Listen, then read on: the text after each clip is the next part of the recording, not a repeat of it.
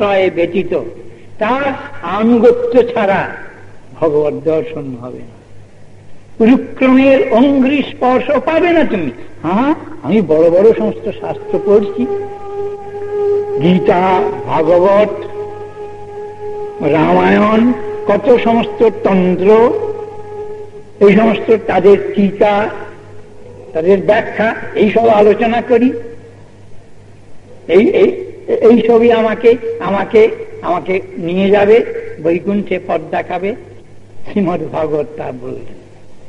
মহাজন চাই, সেরকম কোন ব্যক্তি চাই, সেরকম কোন পার্সোনালিটি যে ঠগায় না, যে নিজে ঠগেনি, অন্যকেও ঠকাতে চায় না, যে বস্তু ভগবত বস্তু ভগবানকে নিয়ে যে আছে,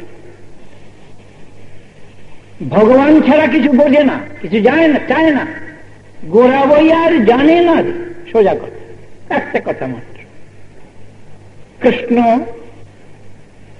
এই ছাড়া কিছু জানে না। তার সেবা, তার কীর্তন, তার শ্রবণ,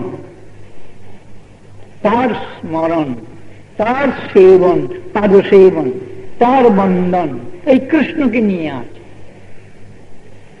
এইরকম যে মহাজন,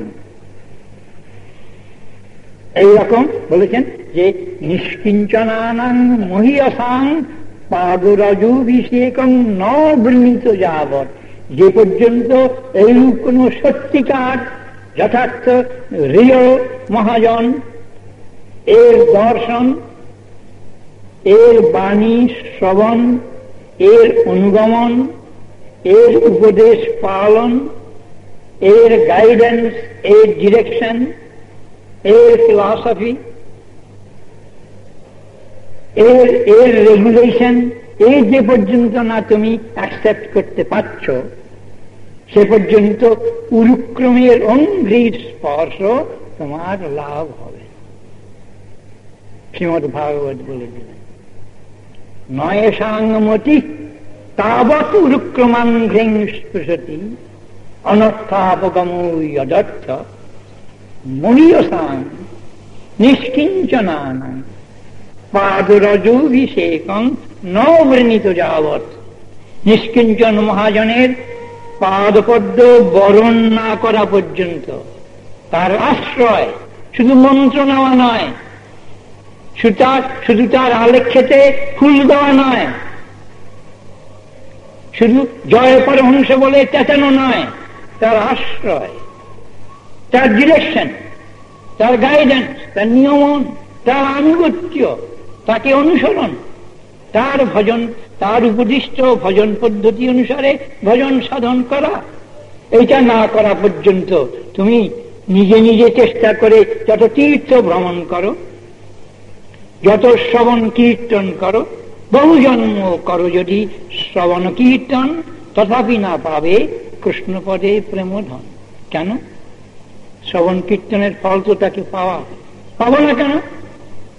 মহাজনের আনুগত্য নাই। কান্ডারিহীন নৌকো ছেড়ে দাও, টস হবে, এধার ওধার কেবল সমস্ত টস হচ্ছে, সে কিনারায় যাবে না। এটা সত্য কথা।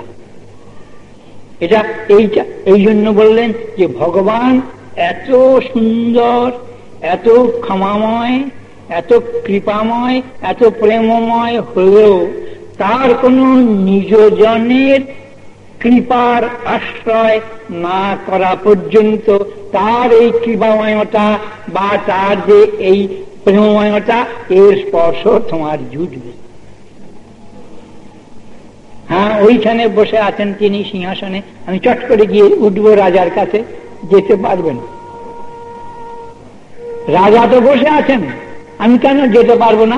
পারবে না তুমি যেতে, তোমাকে বাধা দেবে, তুমি যেতে পারবে না। ওই রাজার কর্মচারীর আনুগত্যে যাও, তবেই পৌঁছতে পারবে। শুধু শাস্ত্র পড়ে লোকে দেখা দেখি ভক্তির অঙ্গগুণ যাজন করে, অনুশীলন করে নিজে নিজে যে আমি ভগবানকে পেয়ে যাব,